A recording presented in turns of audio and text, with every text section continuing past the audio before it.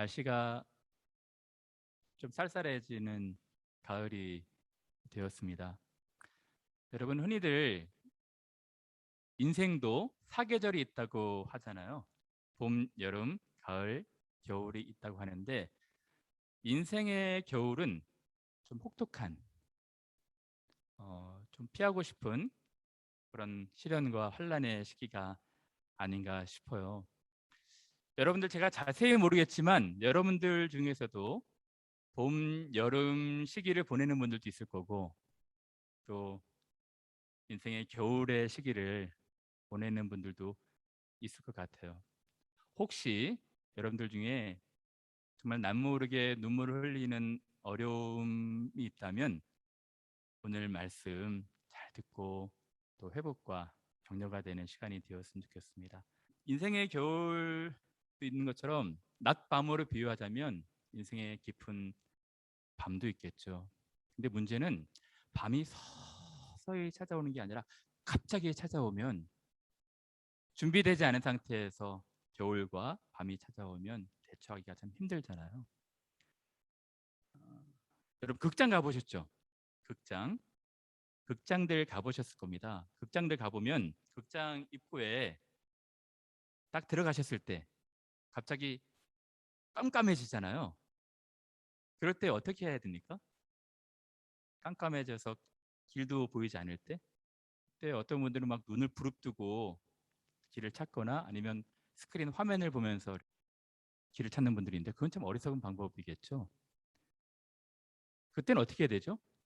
극장에 착 처음 들어갔을 때 갑자기 모든 게 캄캄해 보일 때 어떤 분들이 그렇게 얘기하더라고요. 눈을 잠깐 감아보래요.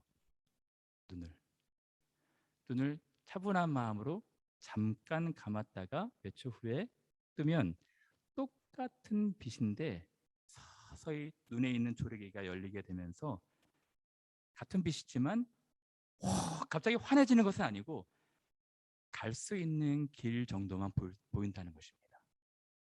무슨 말입니까? 인생도 마찬가지 같아요. 여러분, 인생의 어두운 밤 갑자기 찾아오면 어디로 가야 될지 길을 잃어버릴 때 있잖아요. 청소년들 함께 예배하는데 대학 진학, 대학 진학이 안 되어서 실패했을 때 깜깜한 밤 아니겠습니까? 그리고 대학을 진학했어도 자기가 생각하지 않았던, 예기치 못한 어려움들, 그런 것들이 확 밀려올 때, 우리 아이 엄마들, 아이 양육이 쉽습니까? 아이 양육 때문에 너무 힘들고 어려울 때, 우리 아빠들, 여기서 다음 스텝을 기다리면서 준비하고 있는데 한국에서 계속 불러주지 않을 때, 나 같은 인재를 몰라본다 얘기하지만 계속 기다림이 지속이 될 때, 또 어떤 관계에서 큰 어려움과 아픔이 있을 때, 그때 어떻게 해야 될까요? 똑같이 잠깐 눈을 감는 것입니다. 영적으로 보자면 기도의 눈을 감는 것이죠. 그리고 뜨면 훤하게 비춰지진 않지만 우리가 갈 수 있을 정도의 길을 하나님께서 보여주시는 거예요. 차분한 마음. 오늘 본문에 다윗이 그랬을 거예요. 다윗은 인생의 깊은 밤을 맞은 거예요. 갑작스럽게. 정신적으로, 육체적으로 너무너무 힘든 시기 아니었겠습니까? 근데 이때 기도의 눈을 잠깐 감았어요. 나의 영혼이 차분하게, 잠잠하게 하나님 바라보기 시작했어요.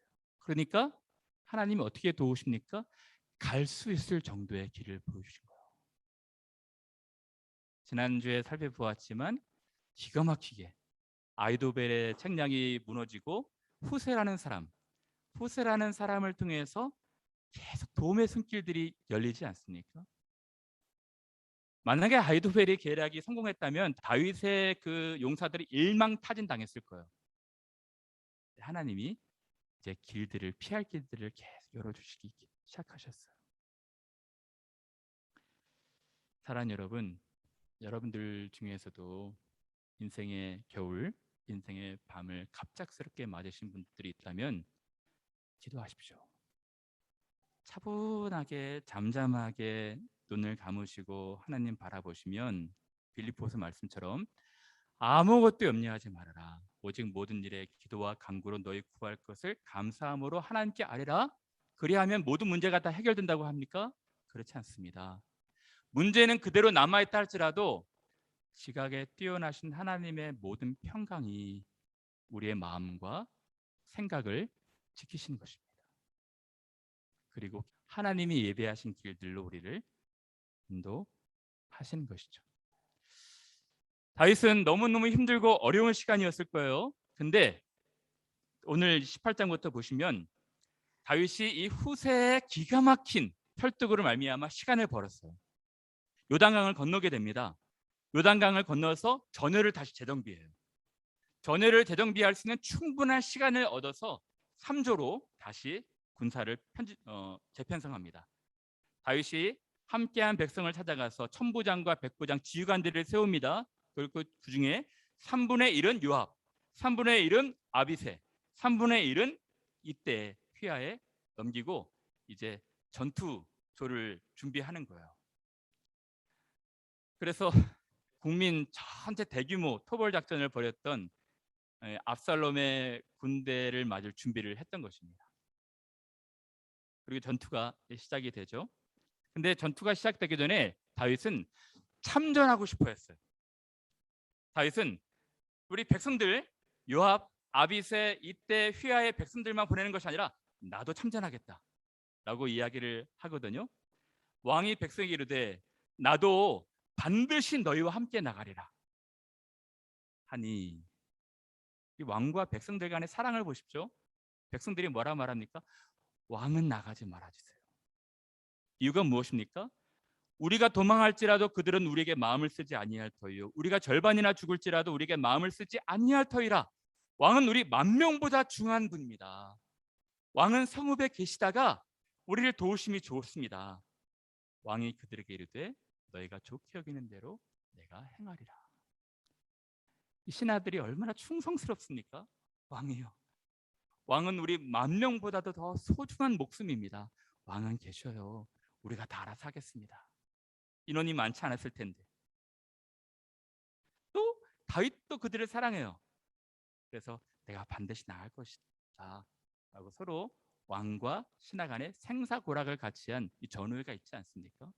근데 엄밀히 보면 다윗이 참전하고 싶은 또 하나의 이유가 있었어요. 또 다른 이유가 있었습니다. 무슨 이유였을까요? 그 두 번째 진짜 이유는 압살롬이 걱정이 됐던 거예요. 이 지휘관들 요압과 아비새와 이때 또 다른 백성들이 혹여나 전장터에서 압살롬을 반역자로 처단할까 봐, 죽일까 봐 걱정이 되었던 것입니다. 그래서 이렇게 부탁을 합니다. 왕이 요압과 아비새와 이때에게 명령하여 이르되 나를 위하여 소년 압살롬을 너거러이 대우하라. 특별하게 부탁을 하는 것입니다. 반역자라 할지라도 그가 아직 젊다, 그가 아직 잘 몰라서 그런 거야. 소년 압살롬 너그러이 대하라. 지휘관들한테만 명령한 것이 아닙니다. 모든 백성들이 다 듣게 한 거예요. 그래서 자기가 출전하면 이 압살롬과 마주쳐도 압살롬을 살리고 싶어 했던 마음이 있었던 것이죠. 그리고 이제 전투로 들어갑니다. 여러분, 다윗의 용사들 백전노장들이었어요. 이 사람들은요 싸움의 천재들이었습니다. 기가 막힌 사람들이었거든요. 이에 백성이 이스라엘을 치러 들러 나가서 에브라임 수풀에서 싸우더니 먼저는 이 전쟁 장소, 전투 장소도 기가 막히게 협곡, 벼랑 끝, 그래서 수풀, 그러니까 자기에게 유리한 고지를 딱 점령을 합니다. 기가 막히거든요. 그리고 이 지형지물을 잘 이용해서 험산줄령, 지리적 이점이 있는 곳에 딱 싸움터를 마련을 해요. 그리고 이분들은 전투력 말렙이거든요. 진짜 전투를 잘하는 사람들이에요. 그래서 보면은 에브라임 수풀에 싸웠는데 칼에 죽은 자보다 수풀에 죽은 자가 더 많을 정도로 이 지리적 이점을 잘 활용한 거예요. 여러분 상상해 보십시오. 압살롬의 군대는 전국 각지에서 모은 모집병이에요. 오합지졸 아니었겠습니까? 싸움도 잘 못하는 친구들, 농기구 갖고 온 친구들, 그리고 왜 싸워야 되는지 잘 명분도 잘 알지 못하는 친구들. 군대 병력은 많지만 생사고락을 같이 하고 산전수전을 다 겪었던 이 다윗의 용사들과는 차이가 있는 것입니다. 전투력에서. 여러분, 다윗의 용사들이 어떤 분들인지 혹시 아세요? 그 23장에 이런 구절이 있어요. 다윗의 용사들 37명. 용사들 중에 용사들이 37명 추려져 가지고 소개가 되고 있거든요. 그중에 처음 군 지휘관의 두목 요셉 바세벳은 단번에 800명을 죽인 영웅입니다. 영웅. 두 번째, 그 다음 엘르아살은 어떤 사람이었냐면 그가 나가서 전쟁터에서 싸울 때 손이 피곤하여 그의 손이 칼에 붓기까지 하도 싸우다 보니까 물집 잡히고 물집이 다 터져가지고 응고가 돼서 칼과 이 살이 붙은 거예요.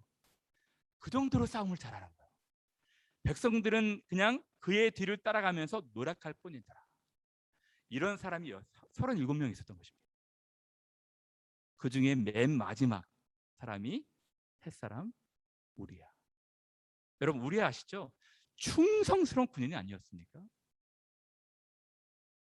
다윗이 집에 돌아가서 그 바세바와 같이 자라 있는데도 내 전우들이 밖에서 싸우고 있는데 어떻게 제가 여기서 편히 쉴 수 있겠습니까? 하고 충성스러운 신하의 모습을 보여주잖아요. 이런 사람들하고 오합지졸하고 싸움이 되겠습니까? 이 반역군들은 순식간에 지람이 된 거예요. 아이도벨은 이것을 알았던 것입니다.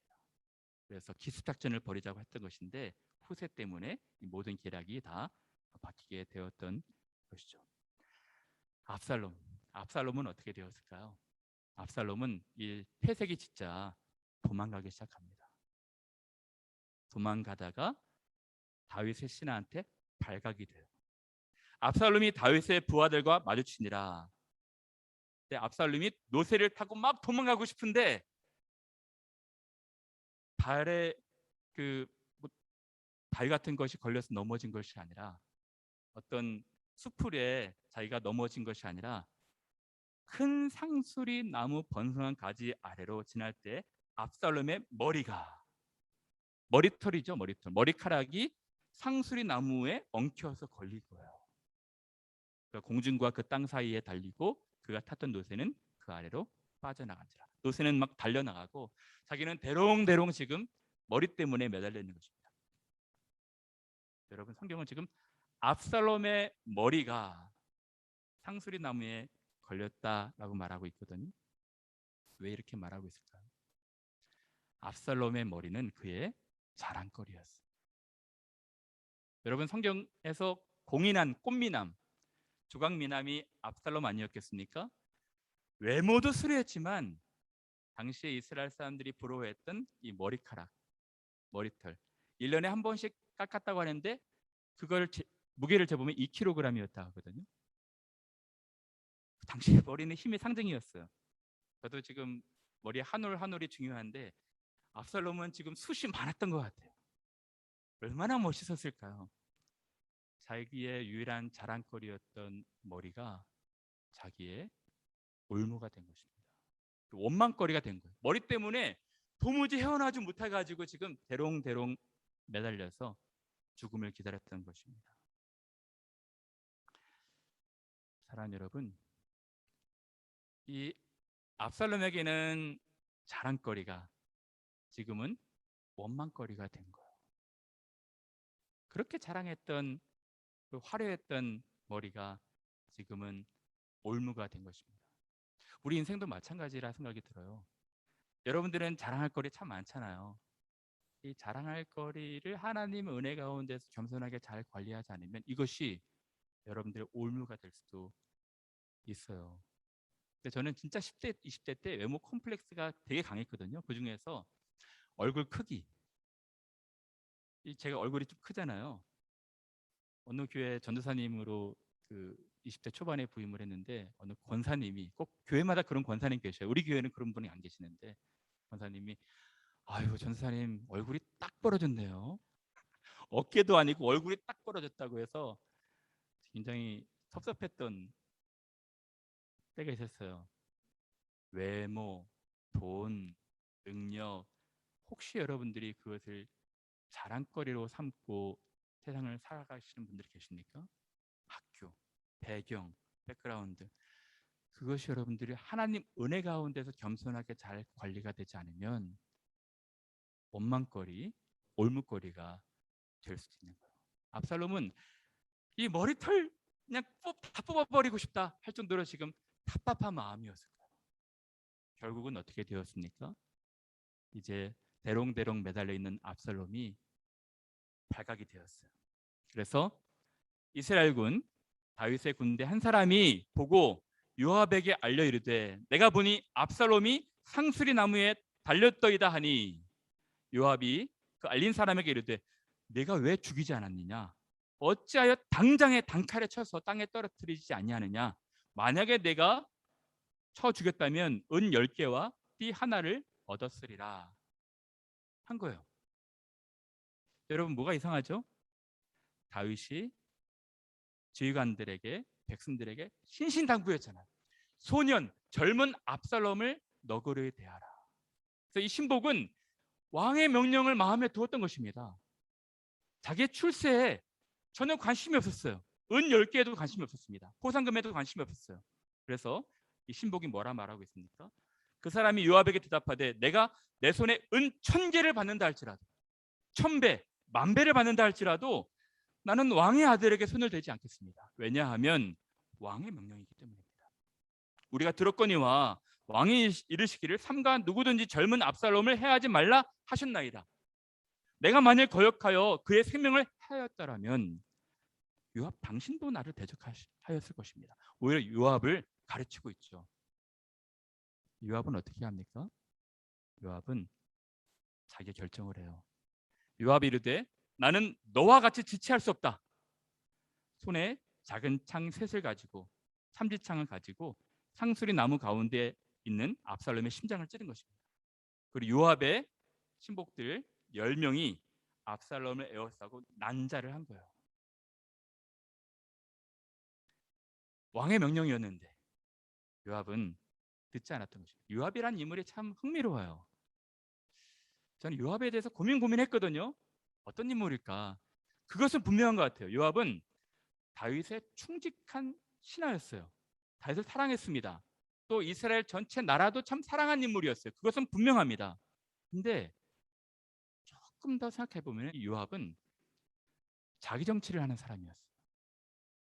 그래서 왕의 명령의 대척점에 서서 대립각 세우고 왕의 명령을 거역했던 때가 몇 번 있었거든요. 아브넬을 자기가 처단하고 개인적 복수로 인해서, 그리고 압살롬을 두둔하고, 처음에 나중에는 자기가 압살롬이 자기를 싫어해서 또 방어하니까 마음이 좀 돌아서지 않았습니까? 나중에는 또 아도니아 편에 붙어요. 그러니까 충성스러운 인물은 분명한데 리더의 마음을 깊이 헤아리지 못하고 이해하지 못하는 인물이었어요. 진정한 충성이 무엇입니까? 왕, 리더의 마음을 깊이 이해하고 왕의 마음대로 행하는 사람이겠죠. 하나님에게 적용해 볼까요? 우리의 왕은 하나님 아니겠습니까? 그러니까 하나님 편에서는 진정한 충성스러운 사람들은 밖에 나가서 공을 세우거나 상장을 받아오거나 뭐 높은 지위에 올라가거나, 물론 귀한 일이지만 정말 하나님이 원하시는 것은 그의 백성이, 그의 사람들이 그의 마음에 하나님 말씀을 두는 것입니다. 하나님의 마음, 하나님의 뜻을 마음에 소중히 두고 그 말씀대로 행하는 사람을 하나님께서 기뻐하시는 거예요. 어쨌든 요압은 좀 독특한 인물이었습니다. 그래서 요압이 죽이고 나자 아히마아스라는 제사장이 요압에게 간청을 합니다. 제가 그 구절은 갖고 오지 않았는데요. 요압에게 가서 제가 이 소식, 압살롬이 죽었다는 소식 전하겠습니다. 아히마아스가 그랬던 이유는 뭐냐면 다윗 왕의 충격을 좀 완화시키기 위해서, 좀 부드럽게 얘기하기 위해서. 다른 사람이 직고하게 되면 다윗이 받을 충격이 너무 클 것 상심이 너무 클 것 같아서 아히마아스가 전하고 싶어 했던 것입니다. 근데 요압이 내 아들아, 이것으로는 상을 받지 못할 것이다. 네 가지 말아라. 만류하거든요. 그리고 죽어도 괜찮을 구스 사람을 보냅니다. 왜? 원래 사울 왕의 죽음을 알린 사람이 죽었잖아요. 그래서 생각하고 요압은 구스 노예인을 보낸 거예요. 네가 가서 보고해라. 아히마아스가 재차 요청하자 어쩔 수 없이 보내거든요. 그래서 아히마아스란 구스 사람이 다윗한테 가서 보고합니다. 먼저는 아히마아스가 외쳐 왕께 아뢰되 평강하옵소서 하고 왕 앞에서 얼굴을 땅에 대고 절하 이르되 왕의 하나님 여호와를 찬양하리로소이다. 바로 이렇게 언급하지 않아요. 그의 손을 들어 내주 왕을 대적하는 자들을 넘겨주셨나이다 하니 다윗은 지금 승전 소식 관심이 없어요. 다윗의 유일한 관심이 무엇입니까? 압살롬. 압살롬은 살았니? 젊은 압살롬은 잘 있느냐? 이거에만 관심이 있는 거예요. 근데 충분히 보고하지 못하고 다음 구스 사람이 옵니다. 구스 사람이 이르더러 말하되 내 주 왕께 아뢰 소식이 있나이다. 여호와께서 오늘 왕을 대적하던 모든 원수를 갚으셨나이다 하니 왕이 구스 사람에게 똑같이 묻습니다. 젊은 압살롬, 압살롬은 좀 괜찮니? 압살롬은 살아있느냐? 물어봐요. 결국은 보고가 되었겠죠. 압살롬이 죽었다 보고했습니다. 보고한 뒤에 다윗의 반응이 무엇입니까? 다윗이 이렇게 말합니다. 왕의 마음이 심히 아파 문 위층으로 올라가서 우니라. 그가 올라갈 때 말하기를 내 아들 압살롬아, 내 아들 압살롬아, 차라리 내가 너를 대신하여 죽었다면 압살롬 내 아들아 하고 통곡하기 시작합니다. 승전 소식엔 관심이 없어요. 아들이 죽었다는 소식을 듣고 막 엉엉 울기 시작하는 것이죠. 여러분, 이렇게 된다면 문제가 무엇입니까? 문제가 발생하죠. 전장에서 이겼던 병사들, 대대적인 환영식은 못할 망정 격려하고 치하해야 되는데 오히려 반란군 반역군을 진압한 것이 미안한 것이 된 거예요. 압살롬을 죽인 것이, 처단한 것이 중죄인 된 것처럼 보여지는 것입니다. 그러지 않겠습니까? 군사들의 사기가 확 저하되지 않았을까요?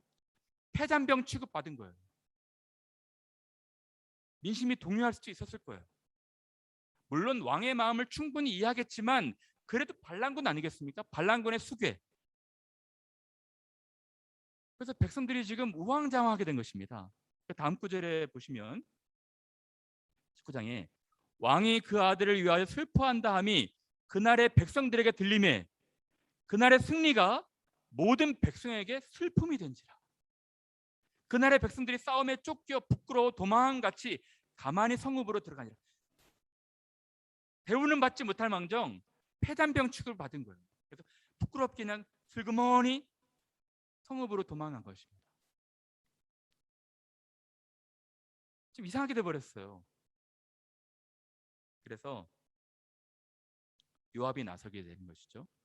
왕이 또 이제 국내에 들어가서도 그의 얼굴을 가리우고 큰 소리로 부르되 내 아들 압살롬아, 압살롬아, 내 아들아, 내 아들아 막 통곡하니까 요압이 화가 난 것입니다. 요압이 집에 들어가서 왕께 말씀드리되 왕께서 왜 이러십니까? 오늘 왕의 생명과 왕의 자녀의 생명과 처첩과 비빈들의 생명을 구원한 모든 부하들의 얼굴을 지금 부끄럽게 하고 있습니다. 만일 압살롬이 살고 오늘 우리가 다 죽었다면 왕이 오히려 더 좋아했을 뻔했습니다. 여러분, 이런 이야기는 타당성이 있죠. 설득력이 있습니다. 요압은 좀 더 나가요. 더 나가서 협박을 합니다. 이제 곧 일어나 나가 왕의 부하들의 마음을 위로하여 말씀하옵소서. 내가 여호와를 두고 맹세하옵나니 왕이 만일 나가지 아니하시면 오늘 밤에 한 사람도 왕과 함께 머물지 아니할지라. 다 돌이킬 것입니다. 돌아설 것입니다. 그리고 이렇게 말합니다. 그 화가 왕이 젊었을 때부터 지금까지 당하신 모든 화보다 더욱 심할 것입니다. 여러분, 요압은 다윗과 생사고락을 한 사람이에요. 젊었을 때부터 함께해서 수십 년 동안 산전수전 다 옆에서 겪은 사람이거든요. 동고동락했던 사람인데 그 곁에서 그 다윗이 받는 시련들 다 봤을 거예요. 근데 그 모든 화보다 더 심각한 화를 당하게 될 것입니다라고 협박하고 있는 것입니다. 그제서야 왕이 일어나서 성문에 앉은 것이죠. 여기까지가 본문이고요. 이제 제가 적용을 하고 오늘 말씀을 마칠까 합니다. 사랑하는 여러분, 제가 적용하고 싶은 것은 딱 한 가지입니다. 다윗이 왜 그렇게 압살롬의 죽음으로 인해서 통곡했을까? 압살롬, 내 아들, 내 아들, 압살롬아, 압살롬아. 차라리 내가 너를 위하여 죽었다면 더 좋을 뻔하였다. 내 아들, 압살롬아. 다윗의 마음은 진정이었거든. 다윗의 울음의 의미가 대체 무엇일까? 왜 다윗은 그렇게 통곡할 정도로 압살롬의 죽음을 슬퍼했을까? 제가 좀 구체적으로 다윗의 슬픔의 의미를 한번 생각해 보고 싶어요. 첫 번째, 다윗의 압살롬에 대한 슬픔은 이것이었습니다. 여러분, 압살롬은 다윗에게 보면 아픈 손가락이었어요. 무슨 말입니까? 여러분, 부모님들이 자기 자녀들을 두잖아요. 자녀들 중에 누구를 더 사랑합니까? 그러면 부모님들이 공히 얘기하는 것이 떼어서 안 아픈 손가락이 있습니까? 이 5손가락이 있으면 깨물면 다 아픈 거예요. 자녀들에 대한 사랑은 다 똑같은 것입니다. 그렇죠? 그럼에도 불구하고 아픈 손가락이 있어요. 깨물지 않아도 아픈 손가락. 이게 무슨 뜻입니까? 다른 형제들에 비해서 조금 모자란 친구. 다른 친구들은, 다른 아들, 딸들은 또 잘 나가는데 좀 부족한, 능력적으로도 부족하고 또 다른 면에서 여러 가지 부족한 아이들에 대해서 애정이 더 가는 부분이 있어요. 그래서 이 사람들을 아픈 손가락이라 하거든요. 압살롬이 바로 그런 사람이었던 것입니다.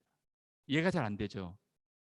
압살롬은 외모도 화려하고 수려하고 모든 이스라엘 백성들이 좋아할 정도로 그 뛰어난 친구였는데 어떻게 압살롬이 아픈 손가락이었을까요? 압살롬의 출생의 비밀을 보셔야 됩니다. 무슨 뜻입니까? 여러분, 다윗에게는 아내들이 많았어요. 8명의 아내가 있었습니다. 그리고 10명의 첩이 있었어요.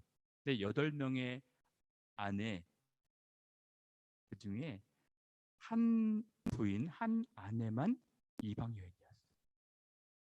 다른 사람들은 다 7명은 이스라엘 여인이었습니다. 근데 한 여인만 그슬왕 달메의 딸 마가를 통해서 얻은 자녀들이 있어요. 그 사람들이 바로 압살롬과 다말입니다. 여러분, 유대에서는요, 혈통이 되게 중요하거든요. 특히 왕위 그를 계승할 사람은 유다 혈통이어야 되지 않겠습니까? 왕자들이 19명이나 되잖아요. 19명 중에 압살롬이 셋째였어요. 암논이 첫째였고 길르압은 아비가일의 아들은 죽고. 근데 이 압살롬이 추측컨대, 성경이 많이 얘기하고 있지 않아서 잘 모르지만 압살롬이 어렸을 때부터 차별을 받았던 거야. 이방 여인의 딸, 이방 사람이었다고 계속 차별을 했던 것 같습니다. 이렇게 보니까 다말이 이해가 돼요. 암논이 다말의 아름다움을 보고 그 정욕을 품지 않습니까? 근데 다말을 범한 뒤에 손시작 내버리듯이 던져버리잖아요. 버려버리잖아요. 어떻게 그렇게 무시할 수 있을까? 그러니까 압살롬과 다말 얘네들을 어렸을 때부터 무시한 거예요. 그리고 차별한 것이죠. 다윗 아버지의 마음에서는 이런 차별받는 아이 압살롬이 아픈 손가락이었던 것이죠. 여러분 보십시오. 다윗도 두루반 청소년 시절을 보내잖아요. 다윗도 8명의 형제가 있었거든요. 그중에 막내였습니다. 다윗의 아버지 이세, 다윗만 못 살게 구는 거예요. 다른 형제들은 다 위하면서 다윗만 못 살게 굴고 다윗만 차별하거든요. 형제들도 그를 따돌립니다. 차별받고.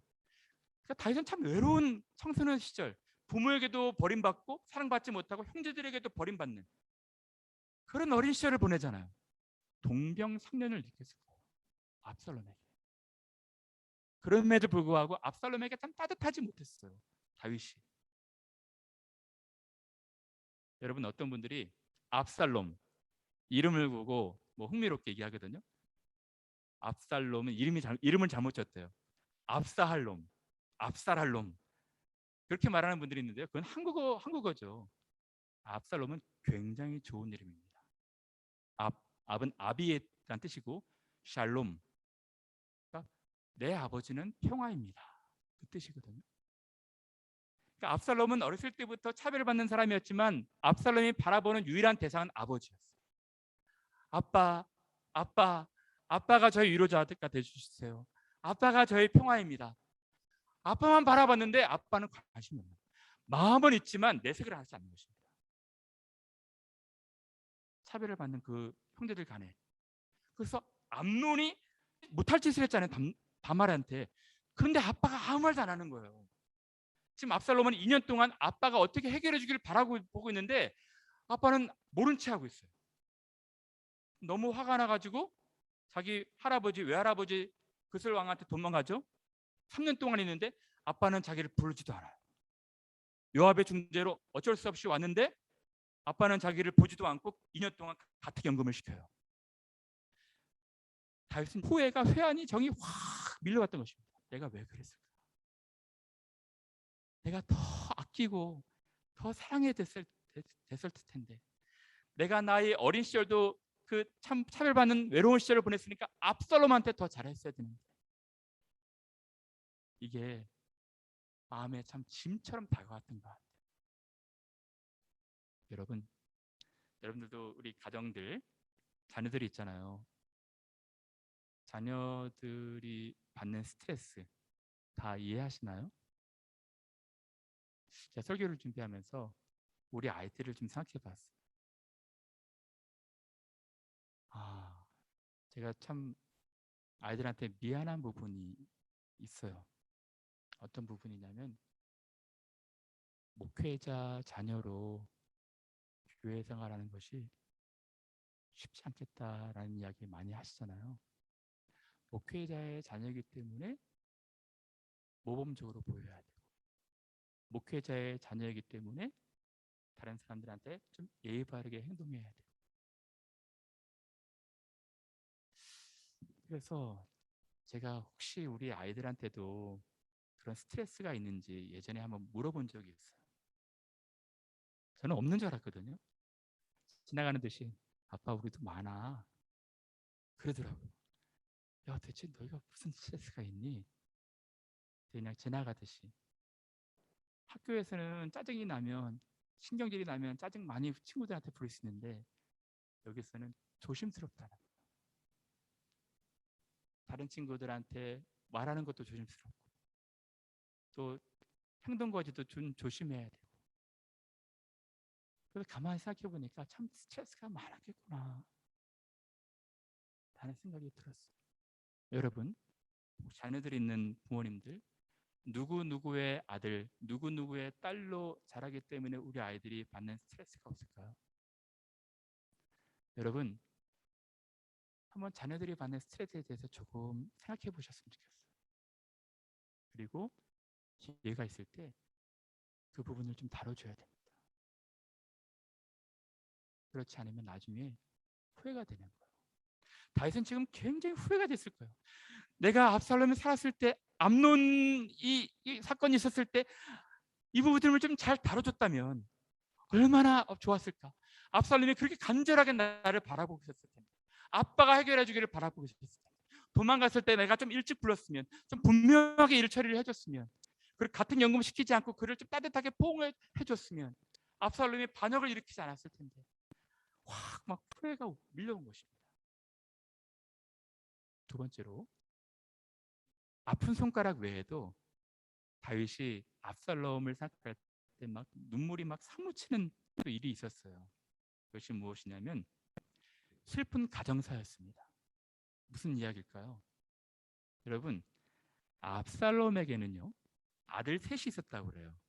딸도 있었고요. 근데 18장에 보시면 압살롬이 죽을 때 비석을 하나 만들거든요. 죽기 전에. 그래서 이 요압이 압살롬을 죽인 다음에 그 비석을 거기다 세워놔요. 그러니까 압살롬이 살았을 때 자기를 위하여 한 비석을 마련하여 세웠으니 이는 그가 자기 이름을 전할 아들이 내게 없다고 말하였음이더라. 근데 제가 가만히 찾아보니까 압살롬에게는 아들이 있었어요. 14장에 14장 27절에 압살롬이 아들 셋과 딸 하나를 낳았는데, 여러분 어떻게 된 일일까요? 추측컨대 이 아들 셋이 사고로 죽었던 것 같아요. 사고로 아들 셋을 한꺼번에 잃었던 것 같습니다. 그래서 할아버지가 손자 셋을 잃었는데 이 아들의 마음을 잘 치료해주지 못했던 것 같아요. 더 기구한 거는 압살롬이 딸 하나를 낳았는데 딸의 이름을 다말, 자기 여동생 이름으로 지었어요. 여동생인 그 사건을 잊지 않겠다는 생각이었던 것 같아요. 여러분, 압살롬은 가만히 들여다보면 뭐 많이 나오지 않지만 참 기구한 운명이었어요.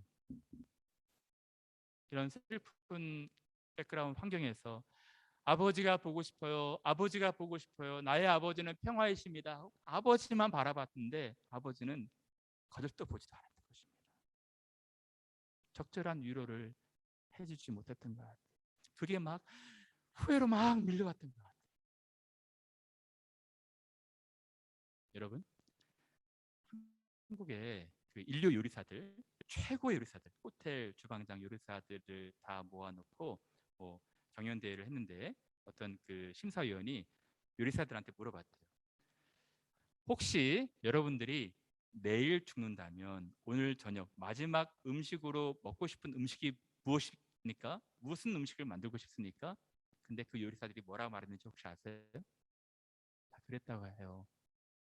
엄마 밥 먹고 싶어요. 엄마 밥 먹고 싶습니다. 엄마 밥 다 맛있겠습니까? 엄마들 다 요리 잘하는 건 알잖아요. 근데 왜 엄마 밥 먹고 싶다고 그랬을까요? 엄마 밥이 맛있어라기보다는 엄마와 함께했던 추억들. 김치 하나나 뭐 김 하나라 할지라도 엄마랑 해주는 그 따뜻한 밥, 그 추억들을 먹고 싶다는 것이겠죠. 여러분, 근데 이 압살롬에게는 그런 추억이 별로 없는 거예요. 어렸을 때부터 형제들한테 차별받을 때도 아버지는 멀찍이 서 계셨지. 국사에 바쁘다고 챙기지 못했지. 그리고 이 아주 중요한 사건이 있을 때마다 아버지는 팔짱만 끼고 뒷짐만 지고 물끄러미 자기와 함께한 추억들이 없었지. 그러니까 지금 이 부성애로 다윗은 너무 막 슬펐던 것입니다. 내 아들 압살롬아, 내 아들 압살롬, 압살롬, 압살롬아. 더 중요한 건 세 번째 이유입니다. 세 번째 다윗의 울음의 의미 무엇일까요? 자기의 죄로 인한 결과라는 사실을 알게 된 거예요. 여러분, 왕의 마음이 좀 심히 아팠다고 하거든요. 왜 그랬을까요? 자기의 죄로 인해서 세 명의 아들이 죽었어요. 바세바와 낳은 그 아기가 태어나서 얼마 지나지 않아서 죽었죠. 암논이 큰아들, 첫째 아들이 또 죽었죠. 셋째 아들까지 지금 죽었잖아요. 자기 죄로 인해서 자기가 죽어야 되는데 자기 대신에 아들들이 죽는 것을 보면서 너무너무 슬펐던 것입니다. 아팠던 거예요. 왕의 마음이 심히 아파 문 위층으로 올라가서 우니라. 그가 말하기를 내 아들 압살롬아, 내 아들, 내 아들 압살롬아. 차라리 내가 너를 대신하여 죽었다면, 내가 죽어야 되는데 네가 나를 대신해서 죽었구나. 압살롬 내 아들아, 내 아들아. 마지막 교훈 생각해보고 마칠까요? 저는 이 본문을 묵상하면서 큰 은혜가 되었어요. 어떻게 은혜가 되었냐면 하나님이 우리를 향하신 마음이 바로 이것이구나. 하나님은 우리 모든 인생들을 아픈 손가락으로 생각하시는 거예요. 우리 한 사람 한 사람을 긍휼히 여기시는 것입니다. 아담이 반역을 했잖아요. 여러분, 아담의 죄는요 불순종이 아닙니다. 그냥 선악과 따먹은 거 그 정도가 아닙니다. 아담의 죄의 정체는 반역이에요. 압살롬과 똑같이. 왜 그럴까요? 하나님이 하나님의 나라를 세우셨어요. 그리고 이 나라의 위탁 왕으로 아담을 세우신 것입니다. 그리고 아담에게 명령합니다. 너는 생육하고 번성하여 땅에 충만하라. 내가 지은 모든 것을 통치하고 다스려라. 그래서 위탁 왕으로 위임자를 세우신 거예요. 근데 아담의 주가 무엇입니까? 아담은 왕이 되고 싶었던 거예요. 하나님의 자리로 올라가고 싶었던 것입니다. 한 나라에 두 왕이 있을 수가 없죠. 그래서 하나님께서 이 반역을 일으켰던 아담을 내어 쫓으신 거예요. 아담은 반역죄를 지었습니다. 아담이 반역죄를 짓고 나서 슬퍼했던 때가 자기 아들들 가인과 아벨이 살인을 한 거예요. 살인으로 이 둘째 아들이 죽어가는 것을 보면서 아담이 얼마나 슬펐을까. 자기의 죄로 인한 결과니까. 그것처럼 우리 모든 인생들은 다 하나님 나라에서 반역자예요. 무슨 말입니까? 하나님이 세상의 왕이시고 하나님이 세상의 주인이시거든요. 하나님을 왕으로 인정하지 않고 하나님의 그 왕됨을, 통치함을 받아들이지 않는 것은 다 반역입니다. 우리의 죄의 정체가 바로 그것입니다. 그런데 하나님은 우리를 아끼시는, 그럼에도 불구하고 아픈 손가락으로 긍휼히 여기시는 것입니다. 그리고 우리의 불행을 슬퍼하시는 거예요. 여러분, 예수님 보십시오. 예수님이 사랑했던 3남매가 있었어요. 마리아, 마르다, 나사로. 이 3남매 중에 나사로가 죽었대요. 그래서 나사로의 죽음을 아시고 무덤 앞으로 가셨습니다. 그리고 예수님 곁에 어떻게 하셨죠? 펑펑 우세요. 통곡의 눈물을 흘립니다.